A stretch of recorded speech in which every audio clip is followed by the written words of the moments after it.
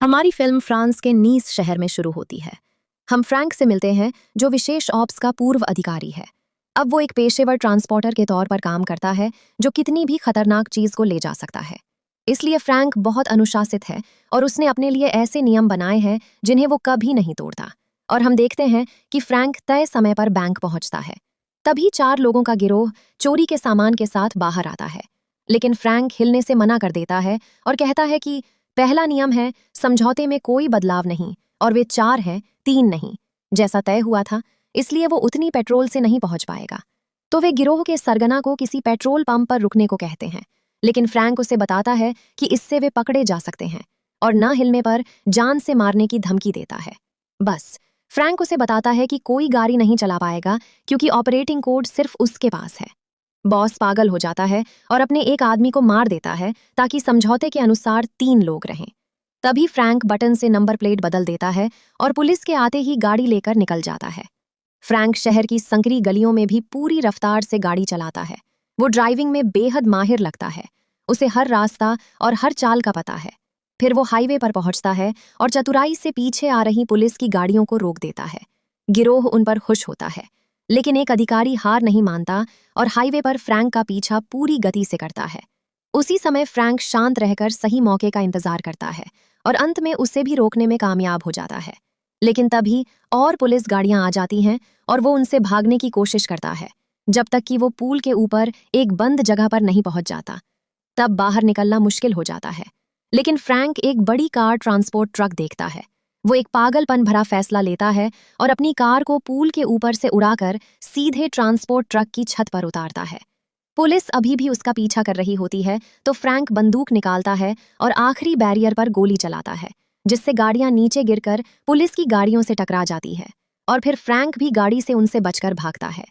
मालगाड़ी स्टेशन पहुंचने तक वो चलती ट्रेन पार करने के लिए सबसे आगे निकल जाता है। तब पुलिस ट्रेन के आगे रुकती है और वो बच निकलता है। इसके बाद फ्रैंक तय जगह पर पहुंचता है। पैसे लेते समय उसे कुछ अतिरिक्त मिलते हैं। बॉस उसे दूसरी जगह ले जाने को कहता है, पर फ्रैंक मना कर देता है क्योंकि वो समझौता नहीं बदलता और अतिरिक्त पैसे लौटा देता है। गिरोह दूसरी इंतजार करती गाड़ी में चला जाता है।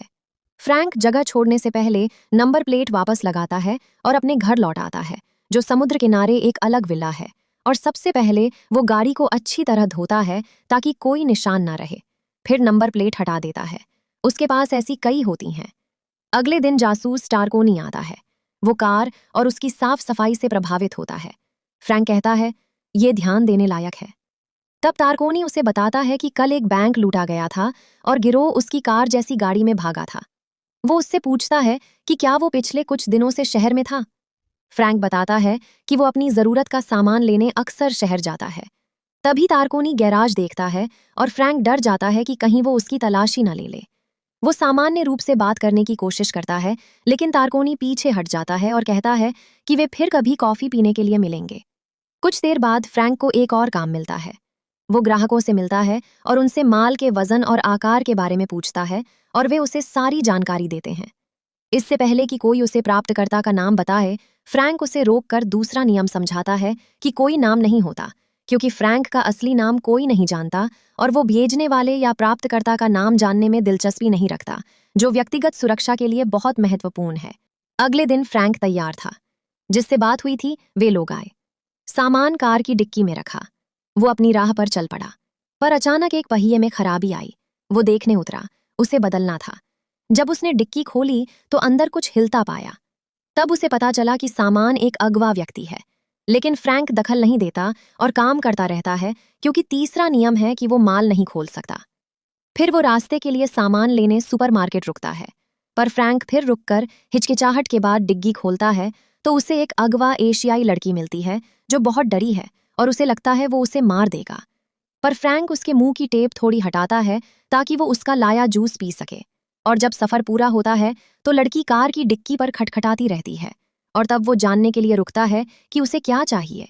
और वो उसे बताती है कि उसे शौच जाना है। तो वो उसे कार से बाहर निकालता है और उसके गले में रस्सी बांधता है ताकि वो भाग न सके, और उसके हाथ भी खोल देता है और उसे बताता है कि उसके पास सिर्फ 1 मिनट है। और वो जल्दी से पेड़ के पीछे शौच करने जाती है, और फ्रैंक खुद से नाराज होता है क्योंकि उसने नियम तोड़े थे। कुछ देर बाद वो उसे बुलाता है, पर वो जवाब नहीं देती। वो उसे लेने जाता है तो देखता है कि रस्सी पेड़ से बंधी है और वो भाग चुकी है।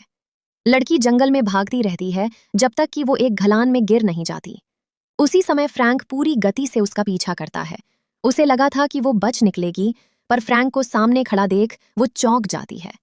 फ्रैंक खुद को दोषी मानता है क्योंकि वही इसका कारण था। वो उसे उठाकर कार तक ले जाने लगता है। तभी सामने 2 फ्रांसीसी पुलिसकर्मी आ जाते हैं। जैसे ही वे आगे बढ़ते हैं, वो लड़की को उनमें से एक पर फेंक देता है और उनसे भिड़ जाता है ताकि अंत में आसानी से उनसे निपट सके। फिर फ्रैंक प्राप्तकर्ता डैरिन के विला पहुंचता है।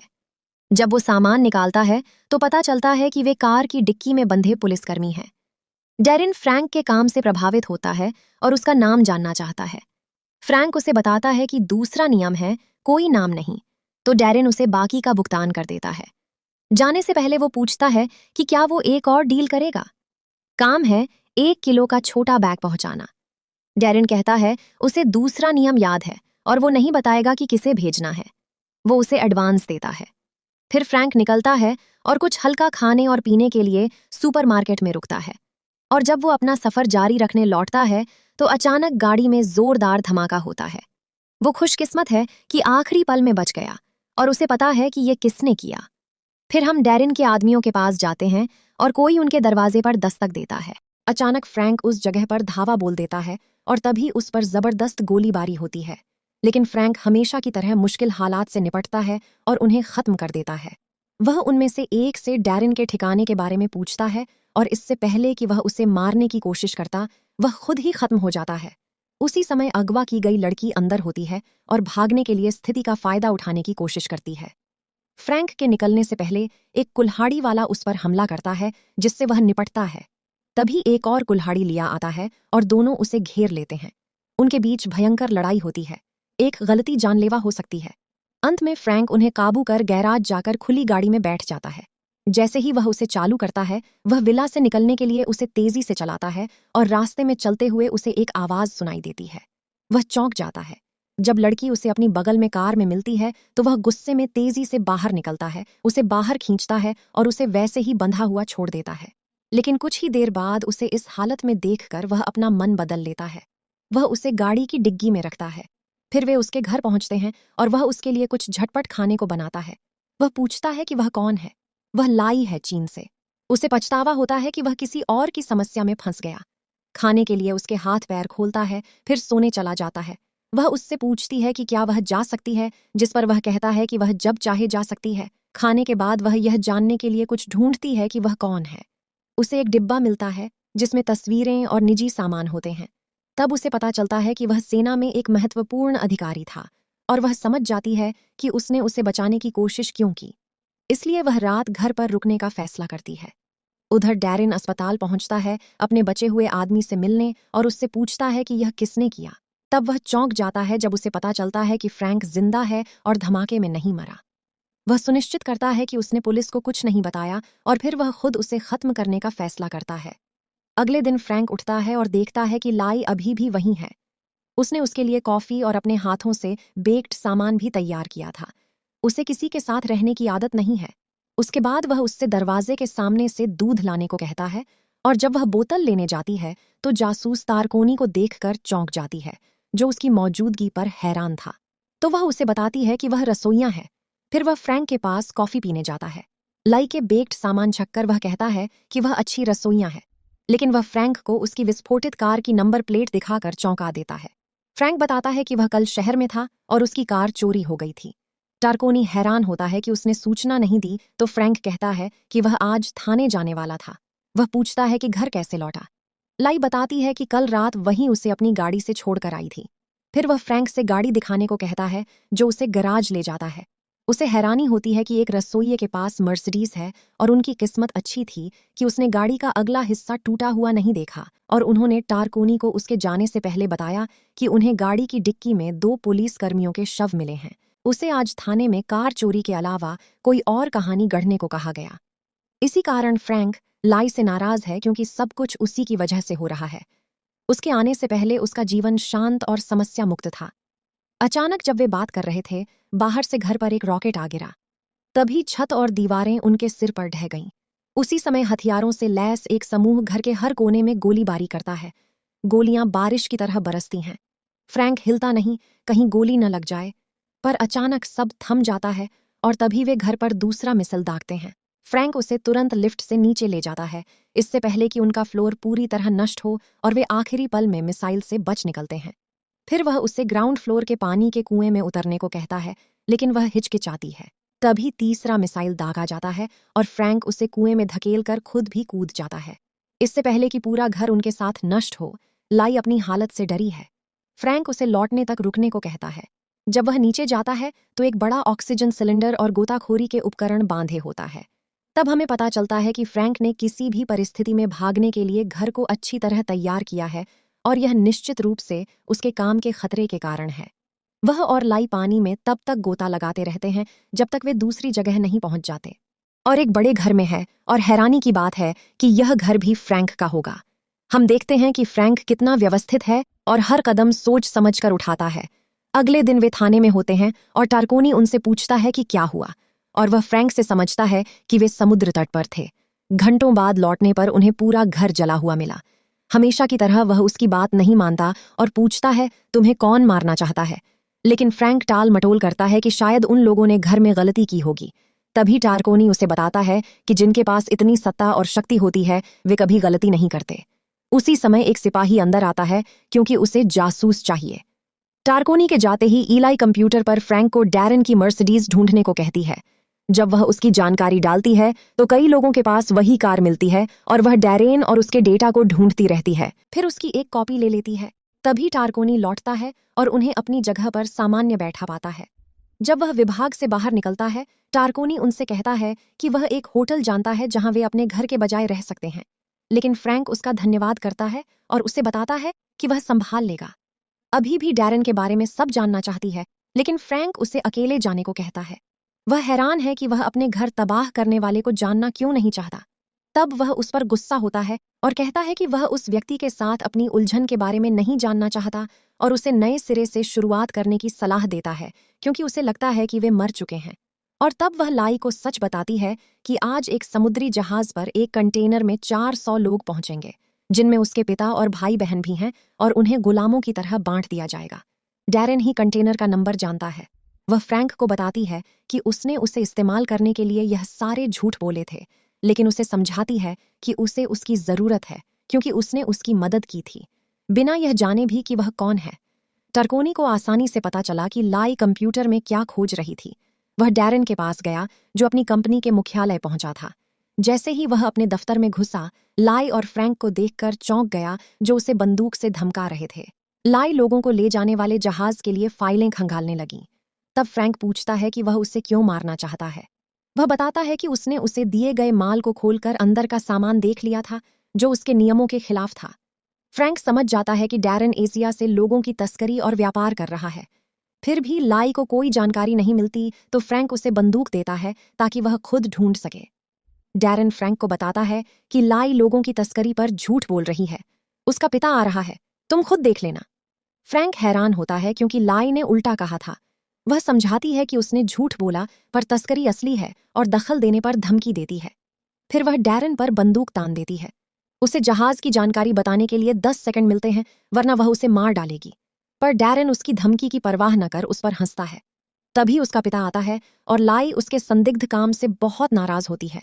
वह कहता है कि उसे नहीं पता कि उसे ऐसे विचार कहाँ से आते हैं और उसे अपने पिता से उतना ही प्यार करना चाहिए जितना वह उससे करता है। तब वह उससे यह सब छोड़ने की विनती करती है, तो वह उसे बताता है कि उसे धोखा दिया गया है और फ्रैंक पर निशाना साधने के लिए बंदूक उठाता है। वह उसे समझाता है कि वह नायक की भूमिका में है, पर यह खत्म होगी, और लाई के बंदूक छोड़ते ही वह अपने आदमियों को उसे मारने का हुक्म देता है। लेकिन तभी अचानक सेक्रेटरी डैरेन बताती है कि पुलिस आ गई है। फिर उसका एक आदमी फ्रैंक को काबू करने आता है। डैरेन उसे बताता है कि जहाज जल्द आएगा और उसे पिस्तौल से सिर पर मारता है। जब जासूस टारकिनी आता है तो फ्रैंक जमीन पर पड़ा होता है। डैरेन कहता है कि वह फ्रैंक के खिलाफ अपने साथी की बेटी के अपहरण की रिपोर्ट करना चाहता है। वह उन्हें ब्लैकमेल करने आया था। टारकोनी ने उसकी बात नहीं मानी, पर जरूरी करने को कहा। फ्रैंक जागा तो खुद को जेल में पाया। तब पता चलता है कि टारकोनी फ्रैंक को अच्छी तरह जानता है, जो फ्रांस में रिटायर होने से पहले सेना में एक सम्मानित अधिकारी था।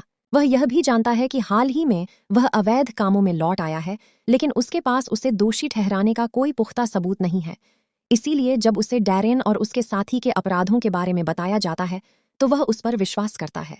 लेकिन उनका प्रभाव भी बहुत मजबूत है और उनके काम वैध माने जाते हैं और वह वादा करता है कि वह इस मामले की जांच करेगा। फ्रैंक उसे बताता है कि जांच पूरी होने तक लोग भाग चुके होंगे और हटा दिए गए होंगे, इसलिए वह खुद उन पर अपराध साबित करने की पेशकश करता है, लेकिन उसे बाहर रहना होगा। टर्कोनी ऐसे कदम के खतरे को समझता है, लेकिन अचानक फ्रैंक हिरासत से बाहर आता है।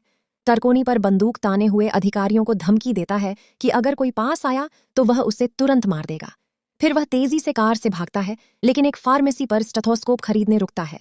फ्रैंक अपनी नाव वाली जगह पर पहुंचने तक पूरी गति से आगे बढ़ता है। फिर नाटक खत्म होने के बाद वह टार्कोनी को बैग से बाहर निकालता है। टार्कोनी उससे कहता है कि उसके साथ चलना बेहतर होगा, लेकिन फ्रैंक कहता है कि वह अकेला बेहतर रहेगा। जब उसे अपनी पिस्तौल लेने की पेशकश की जाती है तो फ्रैंक उसे अपने हथियारों के बक्से से आश्वस्त करता है। उसके बाद वह सही समय पर स्थिति को संभालने की उम्मीद में नाव से निकल पड़ता है। फ्रैंक आखिरकार उस बंदरगाह पर पहुंचता है जहां से डैरेन एशिया से भागे हुए लोगों को भेजेगा। तभी वह अपना खरीदा हुआ स्टेथोस्कोप पहनता है ताकि बिना आवाज किए लोगों वाले कंटेनर की जांच कर सके, लेकिन उसे कुछ नहीं मिलता। उसी समय डैरेन शिपमेंट के दस्तावेज उस आदमी को देता है और कहता है कि किसी भी समस्या में वह उसके साथ है। लाई गार्ड के साथ दफ्तर में है। उसका पिता उसे बताने आता है कि वे अब निकलेंगे, लेकिन लाई बहुत दुखी है और शिकायत भी नहीं कर पाती। जब पिता उसे जबरन ले जाने लगते हैं तो वह उनसे नफरत का इजहार करती है। इस पर वह उसे मारते हैं और कहते हैं कि वह हमेशा उसके पिता रहेंगे।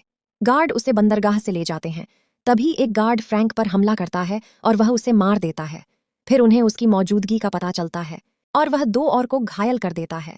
इससे पहले कि डैरेन उस पर जोरदार हमला करे, और यह स्पष्ट है कि वह अच्छी तरह प्रशिक्षित है, सिर्फ एक आम तस्कर नहीं, और वह अपने आदमियों से उसे जिंदा लाने को कहता है ताकि जान सके कि उसके पीछे कौन है।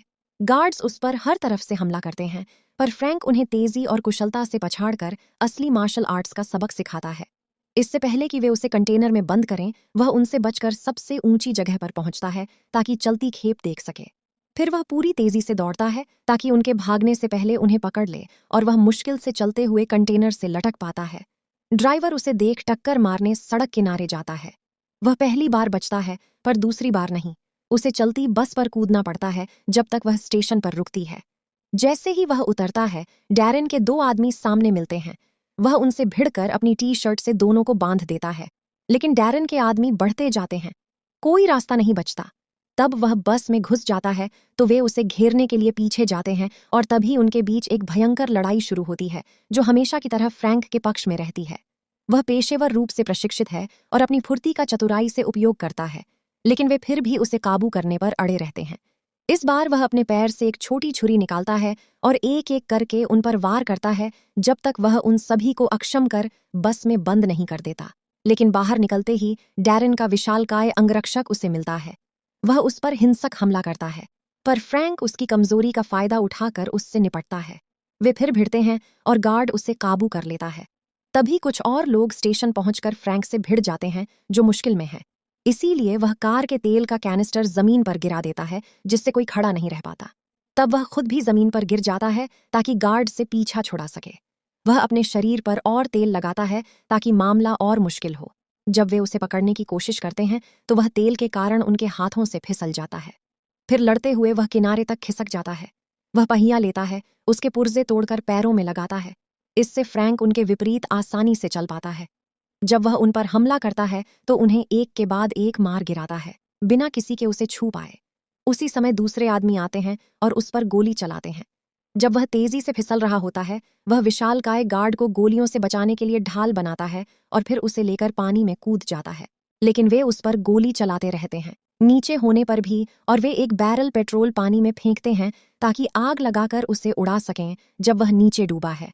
पर फ्रैंक तैरकर खुद को बचा लेता है। वह फिर स्टेशन लौटता है हथियार लेने। फिर वह स्टेशन से मिली कार लेकर डैरेन का पीछा करता है, लेकिन यह छोटी कार झेल नहीं पाती और रास्ते में खराब हो जाती है।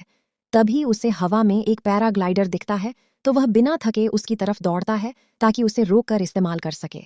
वह उसके मालिक के पास जाकर बंदूक से धमकाता है, ताकि उसमें एक चक्कर लगा सके और वे दोनों उसमें उड़ते हैं और डैरेन तक सड़क पर आसानी से पहुंच जाते हैं और सब हैरान होते हैं जो होता है वो। और तब फ्रैंक टारकोनी का नंबर पायलट को देता है ताकि वह उसे बुलाए। वह डैरेन से बदला लेने और लाई को बचाने के लिए पैराशूट से विमान से कूदता है। जैसे ही वह कंटेनर पर उतरता है वह पैराशूट खोल देता है जो पीछे वाली कार पर उड़ जाता है। ड्राइवर नियंत्रण खो देता है और एक और कार उससे टकरा जाती है। एक बड़ा धमाका होता है और केवल डैरेन की कार बचती है। फिर वह ड्राइवर को पीटकर उसकी जगह लेता है। दोबारा मारने पर ड्राइवर गाड़ी के दरवाजे से लटक कर गिर जाता है। फ्रैंक कंटेनर चलाता रहता है और फिर वह डैरेन की गाड़ी को घेर कर उसे जितना हो सके उतना रोकने की कोशिश करता है। डैरेन बंदूक लेता है और उस पर गोली चलाता है जिससे कार का शीशा टूट जाता है।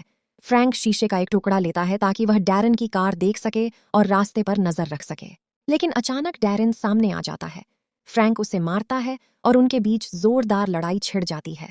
डैरेन उसे गाड़ी चलाते हुए गला घोंटता रहता है तो फ्रैंक गाड़ी कंट्रोल करने के लिए अपने पैरों का इस्तेमाल करता है और उसे दबाने के लिए सीट पीछे करता है।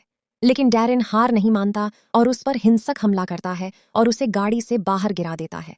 उसे लगा कि उसने उससे छुटकारा पा लिया है, लेकिन फ्रैंक खुद को गाड़ी के नीचे टिकाए रखता है। अब्बू लाई की गाड़ी पास आते ही जब वह उसे मारने वाला होता है, उसकी बेटी आखिरी पल में उसे बचाने आती है, लेकिन वह अड्डा रहता है।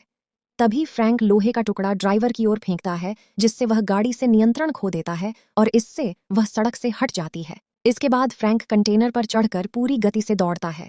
डैरेन को एक जोरदार दोहरा वार देने के लिए वह उसका गला घोंटता है और गर्दन पर पैर रखता है जब तक कि उसे गाड़ी से बाहर नहीं फेंक देता।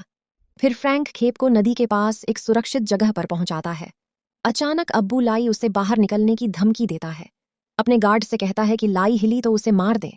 फ्रैंक को नदी की ओर धकेलता है, उसे मारने ही वाला है, तभी गोली चलने की आवाज आती है और वह जान जाता है कि उसकी बेटी मारी गई और तब वह फ्रैंक को खत्म करने का फैसला करता है। लेकिन गोली फ्रैंक के बजाय ली के पिता को मार देती है। यह गोली उसकी अपनी बेटी ने चलाई थी जो बहुत दुखी थी। वह फ्रैंक से कहती है कि वह नीच था पर उसका पिता भी था। थोड़ी देर बाद टारकोनी आता है और उन्हें डैरेन की गिरफ्तारी का पता चलता है। फिर वे एशिया से तस्करी कर लाए गए लोगों को आज़ाद कराने जाते हैं ताकि वे अन्याय और उत्पीड़न से दूर एक नया जीवन शुरू कर सकें। यहाँ फिल्म का पहला भाग खत्म होता है पर कहानी अभी बाकी है। अगर आप दूसरे भाग के लिए उत्सुक हैं और जानना चाहते हैं कि आगे क्या होगा तो लाइक करें और चैनल को सब्सक्राइब करें ताकि दूसरा भाग देख सकें।